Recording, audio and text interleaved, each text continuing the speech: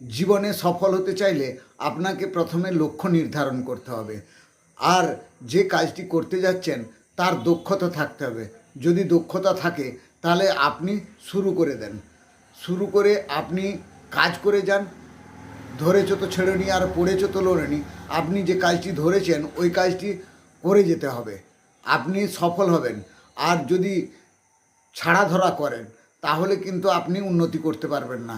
কারণ ভগবান উপরওয়ালা আপনার পরীক্ষা নেয়, ধৈর্যের পরীক্ষা নেয়। আপনি কতক্ষণ ধরে রেখেছেন, কত দিন ধরে রেখেছেন। যত বেশি দিন ধরে রাখবেন আপনার তাতে অভিজ্ঞতা বাড়বে।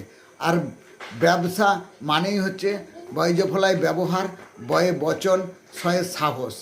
আপনার ব্যবহার ভালো, সাহস থাকবে আর কথার দাম থাকবে, আপনার বিজনেস চলবে। আপনি চিন্তা করবেন না, এগিয়ে চলুন, ধৈর্য ধরে কাজ করে যান, আপনি জীবনে সফল হবেন। প্রত্যেকেই হয়, আপনিও হবেন।